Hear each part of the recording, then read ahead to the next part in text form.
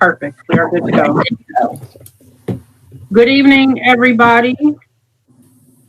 We want to call to order the special meeting of the South Yucca Lyndhurst Board of Education. Today being June 9th, 2020. It is now 6:03. Mr. Hill, may we get a roll call? Mr. Bloomberg? Mr. Bloomberg will not be appearing today. It is his anniversary. Okay. Ms. Falkenberg? You got to unmute, Ms. Falkenberg. Should be at the bottom. I'm here. Mrs. Jones? Here. Ms. Lee Harris? Here. And Mrs. Ryan? Here. Perfect. Everybody is all present and accounted for. Good evening. We don't need to do the Pledge of Allegiance, right? No, because that's not public. We're going to go right into, you want to do your introduction, Dr. Reed? I do. So I am going to ask Megan Young to join us for a moment. And I would like to introduce you to the board. Oh, the whole family's there. Great. So I would like to introduce Megan Young, Mrs. Megan Young. She is our selection for the next middle school, Greenview Middle School principal. And I'd like to introduce a few things about her, and then I'm going to let her introduce her family. So we've had about 60 applicants for the position.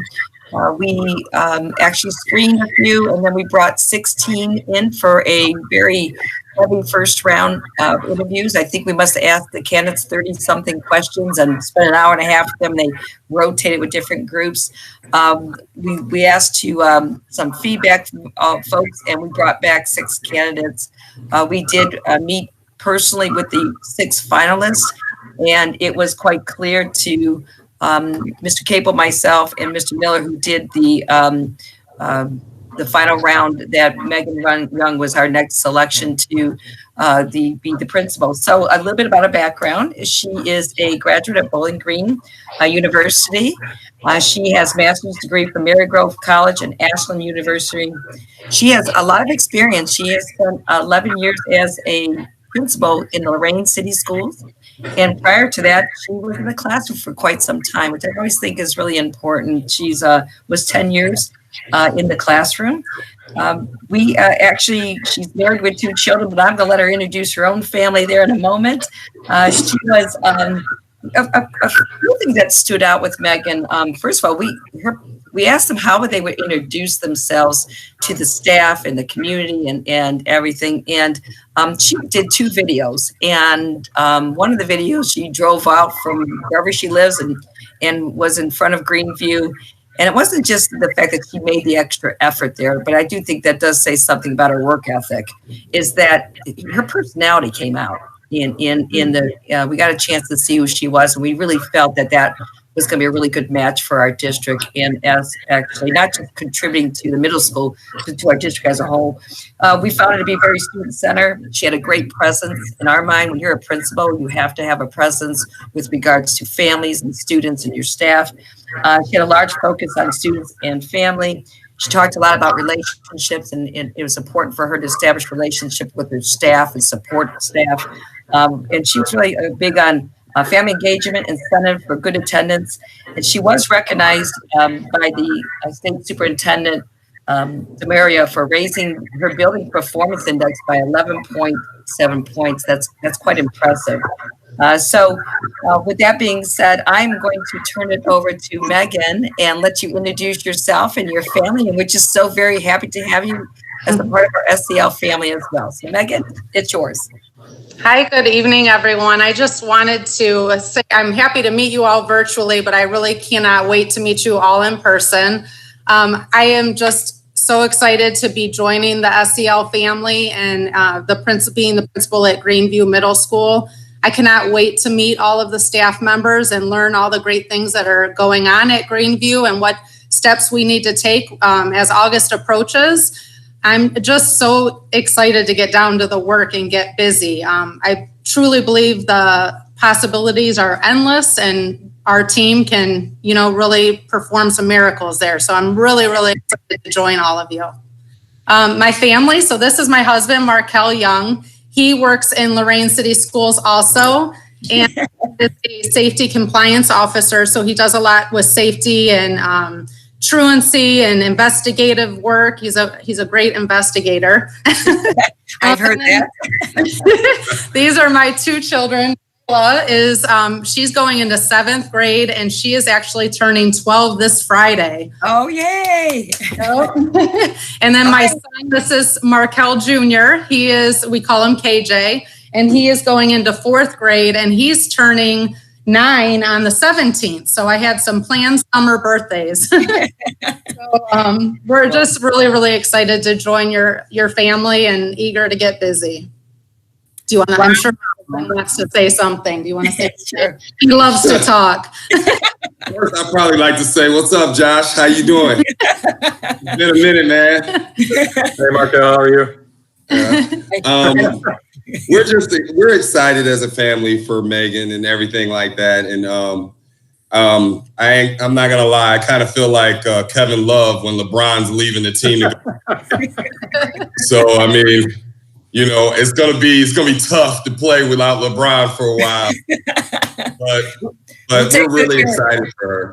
We'll take good care of her, Aaron. So. I already feel that way. I have to say, from the time I hit that submit button on the application, the whole interview process has been very seamless. And I love how they had a ton of different faculty members on the interview team, from teachers to cafeteria workers to police department. I mean, everybody had a voice. So I think that's really, really important when you're trying to have an effective school building.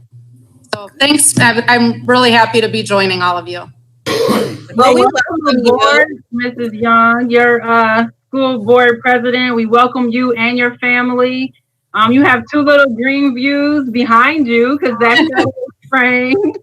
So, we just thank you for entrusting us with the rest of your career. And I say the rest of your career because this is the destination. When you come here, you don't really go anywhere else. I believe that, truly. We look forward to opening up this new school year, no matter how it's going to look. And we're excited for the direction that building is going to go in. So welcome aboard. Congratulations. Hold on. Put your seatbelt on, and we're ready to go. All right. Awesome. Thank you. Nice meeting you. Anybody else? I'll just leave it. Anybody else before we move on to the agenda items? We are, first of all, I can't wait to meet the rest of your family. I need to tell everybody, you know, I listened in on the first round with the virtual, and Megan impressed me then. But when we met her in person, like I said, there was no doubt the connection, and she really did a great job. I can't wait for all of you to meet her and her family in person as well, and we'll figure that time out soon. So I think what I'd like to do, with the board's permission, before we go into the discussion item, because we'll let Megan and her family have the evening. So I'd like to go into the action items to approve Megan's contract, along with some amended contracts that we're going to have into next school year, if that's okay, President Jones, if we can do that. Yes, that way before she hangs up with her family, she will know it's official. Okay, so I'm going to bear with me here. I'm going to present the agenda, and don't fail me now. Okay, and I'm going to share. And here we go. Give me a moment. Okay, we are on. Let's see. Actually, what I'd like to start, we're going to skip this discussion item, and I think I'm going to start with, you should be all seeing, again, I'm flying blind here because I don't see all of you, but I do see the agenda. Recommend to Board of Education to approve the job descriptions for the Assistant Superintendent of Academics, Technology, and Innovation, and the Assistant Superintendent of Student Services and Strategic Partnerships. And if I could explain those pieces, where, you know, those jobs actually, it's not like we're hiring extra people. Dr. Motley was the Assistant Superintendent of Teaching and Learning. However, we discovered a while back that the job description was not updated. So we thought this was a perfect opportunity to really look at whose responsibilities would be what. Mr. Capel will be assuming the Assistant Superintendent of Academics, Technology, and Innovation. A lot of those responsibilities will be what Dr. Motley did, but we're adding some technology and some other things to it as well. The Assistant Superintendent of Student Services and Strategic Partnerships will be Melissa Thompson. So she does most of the, she'll keep most of her pupil services, but we're going to be adding on some other duties with that and be able to have 2 assistant superintendents with that. So what I thought we'd do first is really approve those job descriptions before we actually approve the people in it. So that would be for a vote on the job descriptions. So can we get a roll call on item 3.1, certified staff job description? We still need a motion and a second. Can we get a motion to approve item 3.1 of the certified staff job description? So moved. Second, Catherine. Harris and Ms. Falkenberg. Yeah. Any questions or comments? Yes, I actually had a question.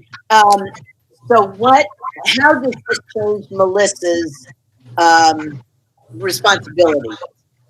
I'm sorry, Catherine, could you repeat that for me, please? For Melissa, how is this changing her responsibility? So we are going to be adding some of the jobs such as the after-school care programs. There's, I don't have the list in front of me, but the job description actually that was attached, earlier when we released it, Catherine will actually explain and outline some of those things. If you give me a moment, I do have some notes. Hold on. I do have to hear Dr. Wu. I can just do it to save you some time. So Okay. it's an agenda that was released by Deb Betts. Do me a favor. I need a mute on Stephanie for me. Mr. Capo, can I get a mute? I just got a lot of feedback here. Thank you. So Cassandra, did you say it was released by Deb Betts? Yes. So when we got our notes for our board agenda, when you open those up into board docs, there are attachments. It has a full job description of each of those positions. They were attached. You had to open up the email in the board docs to review it. Yeah, I'm not getting those.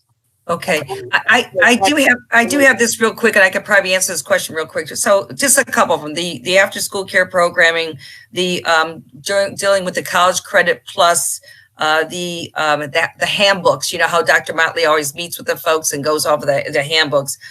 Credit flex applications, Infinite Campus. That's our learning management. So those are just a few of the things that we are adding to her with regards to, because she's taking on a bigger role. We wanted to make sure that there were some other things that she would be able to have an influence over on. Does that help a little bit? Yes, thank you very much. Okay. So let me go back. All right, and there's the agenda again.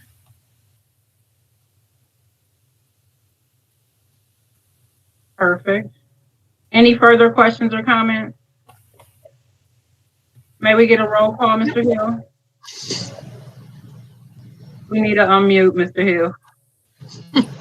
Miss Lee Harris, Wait a minute, I couldn't unmute. Sorry, Ms. Falkenberg, Aye. Mrs. Jones, Aye. Mrs. Ryan. Aye. Okay. On to, let me get here, hold on. All right. So what we have in front of you is approving the amended contracts. Basically, Mr. Capo and Ms. Thompson already have contracts with the district, but we are amending them for their new roles. For instance, Mr. Capo is currently at a 220 days, but he'll be at 260 days because that is what the job requirements are. And then Melissa Thompson is already at 260 days, but she is actually, again, taking on a new role with some new responsibilities. So we wanted to memorialize this in with the board's approval. What I'd like to point out, and I think it's really important, a lot of people might think, oh, they're adding administrators. Absolutely not. We're actually, Mr. Capo is sliding into Dr. Motley's role, so to speak, and Ms. Thompson is actually taking on more responsibilities with a little bit of added adjustment in her salary based on that. Together, we are still saving $20,000 in salaries by restructuring this way. So I do want to make a point that this is not adding salary, an increase, but it's really actually saving from what we currently have with Dr. Motley's departure and her salary. We are actually saving $20,000 doing it this way. When below it, recommending to approve the contract of Megan Young as the principal of Greenview Middle School, and it is a 3-year contract. We always, anytime somebody is moving into a new position, if you really want to do things right, they need transition days. So we're also asking the board to approve 10 transition days. Now the board did approve Mr. Bryan last month. However, what I noticed was the length of his contract was not on there. So I wanted to make sure that the only change you'll see is that his contract is also a 3-year contract.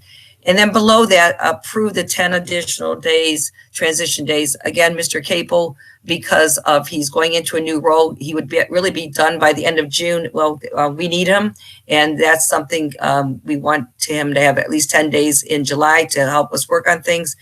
The other ones, Karen Valenza, curriculum coordinator, Randy Continenza with curriculum as well, and Ryan Morton, their contracts either have ended already or are ending at the end of June.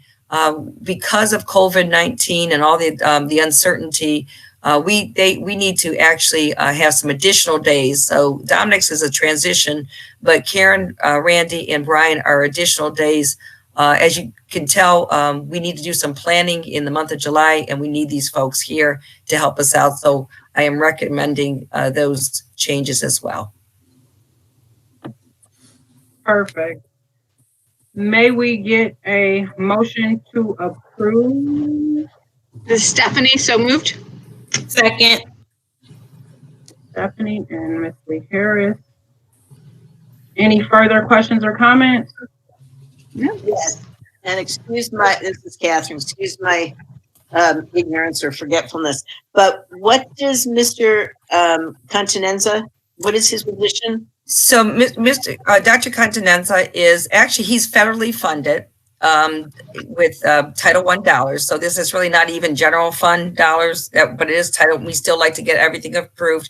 He works with assessments.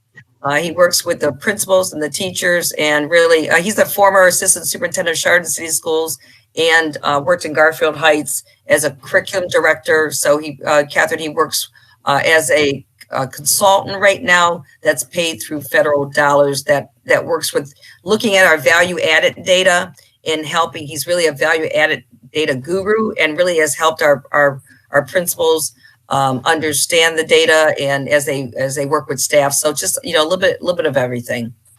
Linda, I want to also make sure I'm correct from when we had our the work session a couple of months ago. You also stated, so I know before Dr. Continenza was big in Greenview and assisting with Greenview. Now he'll also be doing the other schools as well. Am I correct? Yes, we're with let me come back to, I like looking at people with Dr. Motley's departure. Yes, so we're going to still look at bringing Dr. Continenza back, but the good part is he's actually going to be paid again with federal dollars. And that means that we're getting the help that we need and the support we need. And he has a strong background in curriculum and assessments and value added and all that. But we are going to be paying him not with general fund money, but through our title funds, which is considered our federal dollars. Thank you. We'll go back. All right, if there are no further questions, hearing none, may we get a roll call, Mr. Hill? Mrs. Ryan, Aye. Ms. Lee Harris, Aye. Ms. Falkenberg,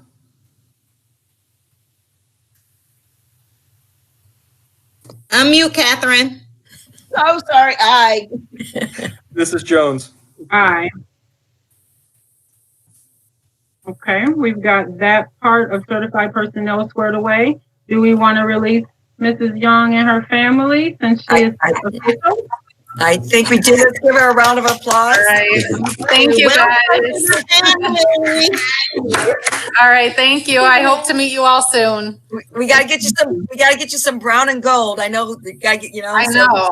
I do, and I have no gold at all, so I need some. But I'm gonna get some sleep because now that you've approved me, I'm gonna go in tomorrow and meet with Corey. Of course you are. All right. Have a See you good guys night. later. Thank you. Bye. Take care. I will bring the agenda back up when we have to. We will be on the discussion item right now, just making sure Dr. Motley's okay. She's being a real trooper here. I know she wasn't feeling that good today. So really, when you say an update, a couple of things that I want to, let me get my notes over here from earlier. Hold on. So, the big question everybody's asking, what about next year? What about next year? And I think right now, you're seeing with the governor a gradual release on certain things that are opening up. I think the most recent, you talk about the zoo and Cedar Point and just different things like that. I think one of the things we are still, as superintendents, and we speak every week, that we're still needing more details on is really, if we're bringing kids back, there's three discussions happening. Bring them back like we always normally do, and we know how to do that. And the other piece becomes is it remotely still, all remote like we just experienced this last 2.5 months, or is it a hybrid, bringing students back for a few days? And there's a whole lot of other questions that come along with that too. Do my kids go Monday, Wednesday, and Friday? But what about my childcare? And I have to work too. And those are things that we're pressing our legislators on. For instance, we actually are looking to see maybe have flexibility with restrictions on occupancy.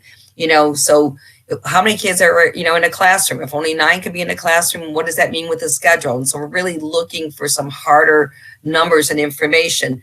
Measuring it, one of the other things is flexibility with measuring attendance in hours and days of active participation. And will these standards be different for virtual or physical participation? What about those families that are concerned that until there's a vaccination, they'd rather continue to learn remotely? Well, how does that affect attendance, and how do we do that? You can see we have a lot of unanswered questions. And then, transportation is a really big issue.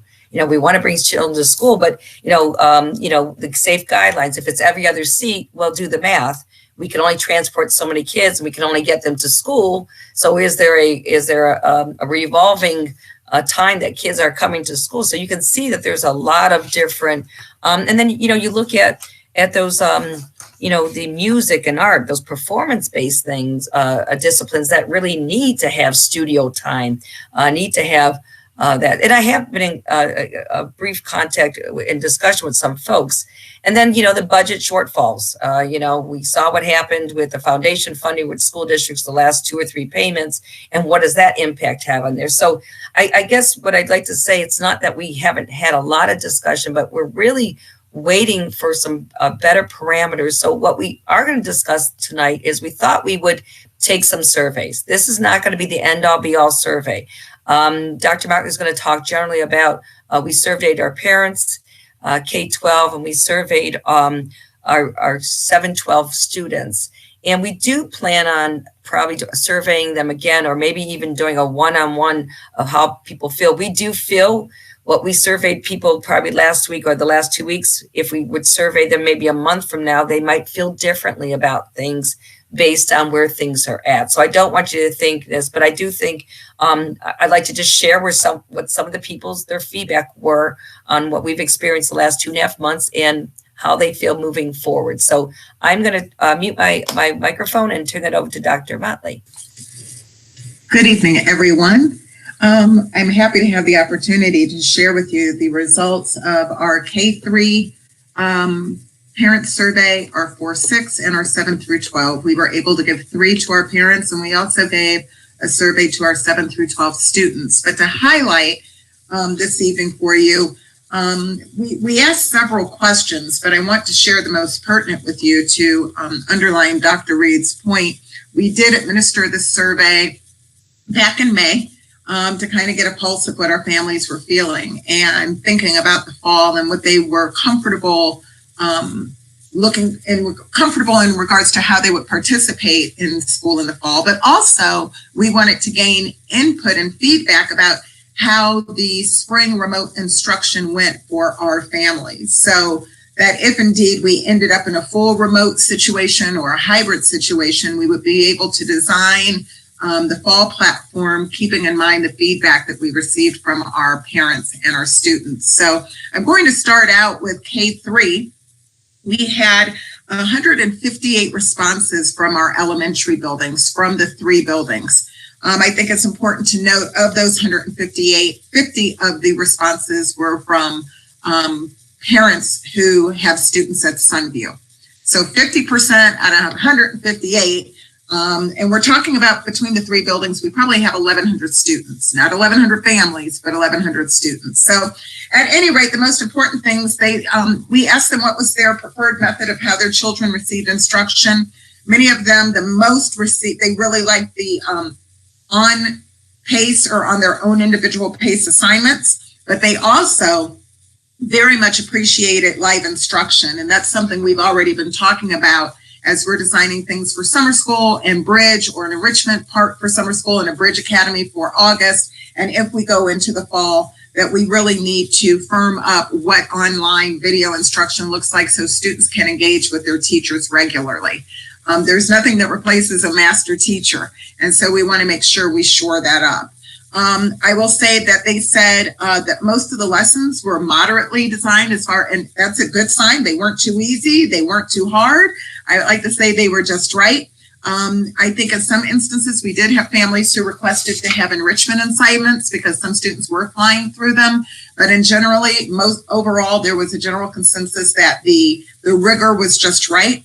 Some of the children did struggle with independence of remote learning. But again, when you're looking at K3, pretty obvious. You have 5, 6, 7, 8-year-olds, maybe some 9-year-olds in the classroom, and where they are developmentally can make remote learning difficult. It certainly depends on the grade. I will say K3, the preferred method of communication was Class Dojo. I will say, from looking and speaking with some of our parents, not always, especially when you have a child with multiple teachers who were, exactly. I appreciated your feedback, Mrs. Lee Harris. It was important because it's K3, you have 1 classroom teacher. When you get into grades 4, 5, and 6, and your child, and higher, honestly, and you have a child that has 6 or 7 teachers throughout the day, that include your encore teachers, and then every child has a response from a teacher, it gets overwhelming. So that's something where we're looking to explore a learning management system. Actually, several of the administrators have a meeting tomorrow with Schoolology, which is a learning management system, otherwise known as an LMS, in order to see if we can design or secure a one-stop shop platform for our students and our parents. I will say that our parents also said, and this was across the board, 7 through 12 as well, K through 3, that they liked a teacher daily schedule, a fixed schedule where teachers were going to be available. We had quite a bit of flexibility and fluidity in our teacher's schedule. We asked them to have office hours. We asked them to make themselves available. But I found that in both platforms, from both ends of the continuum of our students, they want a teacher daily schedule. The suggested self-created schedule was nice, but they want the structure. And I kind of get that because it builds in some accountability for students as well as staff. I will say the results were similar for the high school as well. They felt the rigor was appropriate. It was questionable about summer school. We also asked if a vaccine was in place, or not in place, rather. Would families be willing to send summer school? It was, I'm sorry, no, I misspoke. 48% said somewhat likely that they would send their students back in the fall. And to Dr. Reed's point, when this is in May, when we gave this, and now we're, as she said, Cedar Point, movie theaters, restaurants, bars, just regular activities, the park, pools. I think if we were to send this survey again, which we are entertaining doing, that we would see a much larger increase of families being willing to send their students to school in the fall without a vaccination being available or a vaccine being available. Moving on to grades 4 through 6, I will tell you, we had a disappointing turnout in parent responses. Out of all the parents at Greenview, we had 60 responses. And as you know, Greenview is... Can I say something about these surveys? Certainly. The way they were sent out was very passive. Okay. And Adrian, I honestly just searched my entire email. I never even saw a survey for Adrian. I did see one for Greenview, but I never even saw one for Adrian at all. So, Okay. and that's my email. I haven't checked Class Dojo because I deleted that app back in May. But I don't even see a survey for Adrian at all. I see Greenview's on here. I see errands for Brush, and those are the only ones I see. I didn't see one for Adrian. Okay. And We can then, check the rollout of that. but even the way Greenview's was sent out, it was very lax. I think if we would have had the teachers ask parents about it, like when they were doing their instruction and stuff, we could have had more parent participation. But it was just the way it was sent out it was a very lax email in regard to it. So And I will tell you, I appreciate that feedback because actually when we rolled this out with the principals last week, they were disappointed to see the low numbers. And they said, when we send it out again, if we choose to do that as we move forward, let them send something from their individual building and then also push it out by building and possibly by teacher to make sure that parents are aware that it's coming and sending a reminder. So, and a lot of my SEL emails this year have all gone to spam. And I had to change it once I realized I had stuff with Brush. A lot of them are going to spam. So when it comes directly from a teacher or something like that, I get it and I see it. I actually had to mark it important on my phone in order for me to start receiving them. got it.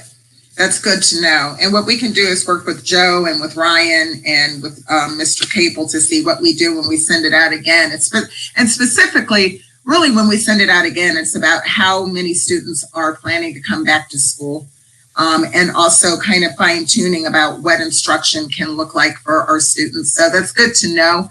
I know that we have a couple of folks in our district that struggle with spam. Things go there that shouldn't go there.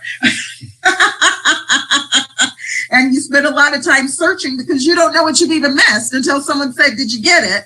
And then you realize it's been 2 weeks and it's hard to go back and it's just a lot of extra steps. So thank you for that feedback. I would say at Brush, we had similar data. I will say at Brush, it was a mixed bag. And I will tell you what really 7 through 12, what we heard from teachers about students and students about teachers. If we were to find ourselves in this situation again, we really need to firm up our expectations for students and for teachers. We need to have more face time, more engagement, more face-to-face direct instruction. Even if it's not every day for a full period, but even if it's 20 minutes every day for each section, kids need to have that time, face time. We're also where the lessons can be recorded and posted. So even if a child is working from 9 to 1 at McDonald's and the teacher had an opportunity to teach a lesson that was recorded at 10, if we have a learning management system, that actually can be housed in the learning management system and a child can go in and look at that video later when their schedule permits. And the learning management system will track if a child is watching that video. Google has that ability, but it's kind of cumbersome. If there's a lot of back work to be implemented in order to give teachers that type of feedback. But overall, I would say the general, perspective of what we did for our families and staff was very well received. Again, have some room to grow, but in throwing it together in the time that the governor gave us, we had a lot of options for kids. And we did have a lot of teachers that went above and beyond anything that we would have expected. And that's the SEL way. I know we had kindergarten teachers recording and posting on Facebook Live. They were finding other ways to communicate with parents. We need some work on Encore, to be candid. That was the feedback too, Encore classes. And to be quite frank with you guys, it's hard to do ceramics virtually if you don't have clay. How do you do it? So what can we do with those teachers in order to have them support other areas of instruction? So that's an overview, and I'm happy to share the results. We have some great graphs. I didn't want to share them tonight and take up the whole meeting, but if you're wanting more detail, I am happy to send them your way. Thank you, Dr. Motley. I do have a question.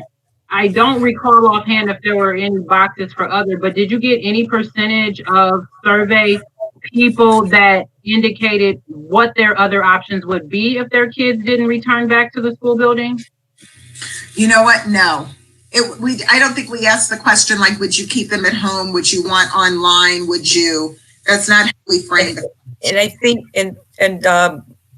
President Jones, I think one of the things we talked about was there are some families that really want to remain in SEL and who are not comfortable sending their children back face to face because maybe of their child's may have a health condition and that. And I think we want those families to stay in SEL during this time. And we are going to have to, we've done it before and think creatively of how do we meet their needs if it's remotely. I do believe that there's going to have to be not just another survey is going to tell us general things. I really feel like we got to personalize it a little bit more. Okay.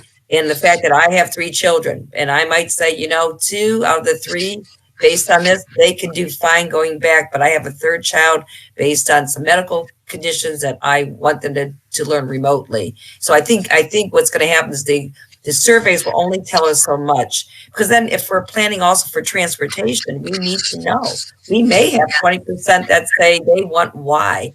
And so we don't have to plan to put them on the bus, and different things. So I do believe the discussion that we just had last week is I think the surveys were a good start, but we definitely have to kind of drill down by family what really are those needs. If we're not, that's our next step. The only way I can really plan more accurately, I need better data.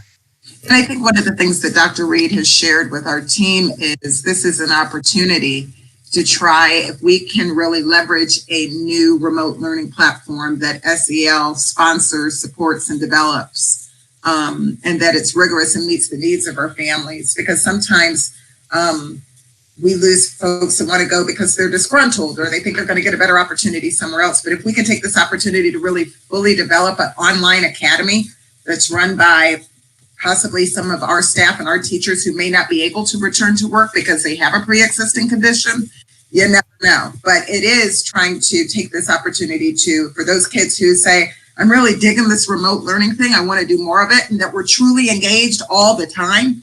We want to be able to capture them, and if they feel comfortable in that learning style and can maximize it, let's do it. So we would like to explore that, but the key to that will be a learning management system. I agree with you. I will tell you, for lack of better words, some of the word on the street, some families were afraid to do those surveys because they just don't know what they were facing as far as COVID-19. So some of them didn't respond because they didn't know. Some of them are petrified to send their kids back to school. Mm-hmm. We still have families now that are not even allowing their kids out with their friends and other people.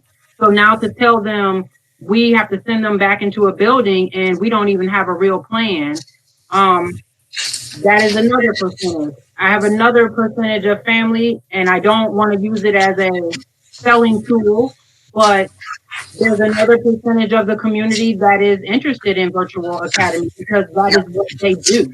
That is already established. We aren't dealing with the governor telling us this month you bring them in, this month you take them out. So my fear is that if we don't get ahead of the train, and in all fairness, we're in June right now. How much can we really put together? I pat us on the back. We did great getting that epidemic squared away and getting everybody on track. But how much can we really put together to look like a structured online school? Granted, they may not want charter schools because they don't trust that either. That's a building. But a percentage of this population is saying, I'm transitioning over to online school because this is what they do. And I know that they have to put the teachers in front of them. And then I will come back and test the waters with this public school mess in whatever city I'm in when I feel more comfortable. That's what I'm afraid of. And we know that is going to be a huge financial hit. And we're going to see the rate transfer. When they feel comfortable, they'll come back. When we don't meet the mark, they take them out. And we're going to be really stuck. So a couple of things, and I'm going to have Mr. Cable speak on another update. Thank you, Dr. Motley, with the survey update. I appreciate that. You're a real trooper. I know you said you had to go, so that's the piece. I Thank do you. have experience, President Jones, on developing an online curriculum. In my last position, when I was with Garfield Heights City Schools, and there are one of the things that we did was really utilize our own teachers and really developing the courses. And there was we found out that we had some real talented folks. I do think we have to accommodate for those people that don't want to return. We don't want to lose students. And so the reality is that we have to find out, provide another educational option for them. So one of the things we're looking at, Mr. Cape, are you online there to really talk really about technology, which is part of, he's been meeting with the technology team, some of the summer teacher PD offerings that we have. And really, if you want to go there, and this doesn't really have to do with online schools, but athletics, I wouldn't mind him giving an update on that, because it's kind of showing how we're trying to bring kids back in as a group. We're piloting that. You know, I'm talking to Mr. Shamp about the band, so I think that'll be a good thing. But you're absolutely correct, President Jones. We have to think. I don't know if it's thinking outside the box. It's really part of our new normal and I think we've proved we can do it. We just have to plan for it like it was yesterday, and that's something that we've already started the dialogue on. So, Mr. Capo, if you would give an update on that. Yeah, sure. Can you guys hear me? Yes. Okay, perfect. So first, two of my new initiatives, Dr. Motley and Dr. Reed asked me to do, we're diving into technology and athletics. Dr. Motley, same thing. Dr. Reed said, I know you're going through a crazy time right now. We were texting today about getting some more training sessions in, so I appreciate it. But back to the technology for the professional development. Ryan Morton sent out an email to the staff. I know Ryan's listening in. Him and I've been texting on the side, listening to your guys' feedback. And we sent out an email to all teachers. They're allowed to sign up for June and July, and they get one-on-one time with Ryan Morton. So we had a lot of questions coming in from teachers about different resources they found, about different techniques on Google Classrooms, about all these new things they found during our COVID time. And Ryan came up with a plan, sent it out. It's been a success so far. We're excited. So if you are in each building, just to give you a brief example. So if I'm a teacher at Memorial Junior High, there's a day in June where I can click and I can sign up for a 30-minute one-on-one Google Hangout with Mr. Morton, ask him questions. I send him the agenda beforehand and so forth. And there's also a day in July, and that's offered in each building separately. So teachers were excited about that. Mr. Here's Cable, you guys. Yeah. excuse me, it's Ms. Falkenberg. May I ask you a question? I heard from several teachers that they were hopeful that there would be, that Mr. Morton, being the technology expert, would actually have some input, some training, rather than them just asking him questions, because they felt like the onus was on them, on their shoulders. Oh, yeah, no. Okay, yeah, I appreciate that, because what we'll do is, that's the last thing we're doing, to be honest with you. This is for them, that whatever agenda items they want questions, and if they don't want to set an agenda item, but if they want to know general information about Google Hangouts, Google Classroom, how to upload this, do this, whatever that might be, if they just give us a general statement, Morton will run with it. So I'll make sure I send that out so they understand that, okay? And then, does that sound good? Okay. And then the other thing with technology, Dr. Motley mentioned it earlier. Ryan Morton, Corey Russell, Mr. Williamson, and I met with Schoology the other day. Because from the feedback, the one thing we learned from the survey was everybody wants a one-stop shop. And I was talking with Morton, I was talking with Carl Russell, and nice thing is, Carl and I were in the same boat, and Russell's coming was, we have kids too through this. And I kept hearing my wife say that. And Carl was complaining because he wanted this and he couldn't, it was a one-stop shop. And we met with Schoology. I've talked with Paul over at Mayfield, and Carl's hooking up with a couple of principals. Ryan has another meeting set up on Thursday, and with the elementary principals, I need more of their feedback. I don't know the dojo that well yet, but I want to see how that fits in. We're trying to get to the point where parents can log in, click on their student, find their classes and make it a one-stop shop. So that's where we're at with that. And athletics update, just real quick.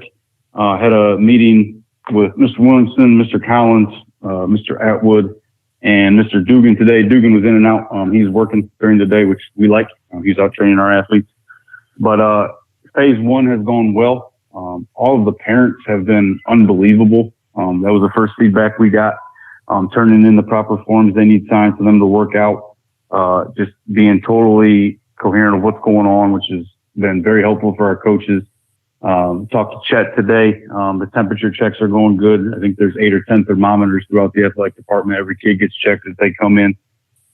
Phase two is going to start on Monday. Phase two is going to consist of workouts inside ArcFit for our student athletes at first. They're going to start with soccer and football and work the other sports in. All the coaches have taken online classes, looked over the documents and are aware of what's going on. And then a good question we've been getting from the community is when's Upper ArcFit going to be open? And right now that's tentative, but we're looking at end of June. We want to get 2 weeks in with our kiddos in Lower ArcFit, make sure we got all the sanitizer stations ready to go, make sure everybody, the Dugan, the custodians, everybody's well aware. We have signage put up, and then we're going to open it up to ArcFit, but just Upper ArcFit, but just stay tuned for that. Thank you. You could have told everybody that I'm the community, Mr. Capel. No, but honestly, Ms. Harris, you weren't. No, When is it gonna open? I had Mr. Brandon texted me today. We Ms. have some Johnson was teachers, texting me. I'm getting blown up. That's a Okay. good thing. But I'm not Yeah, one no, that's at 7 good. o'clock in the morning. Like, is the gym open?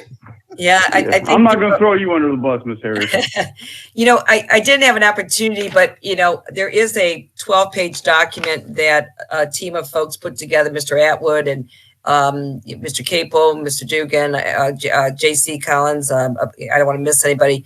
And really, I will share with the board. It's a working document. That's what I want you to know. It's something that could be changed.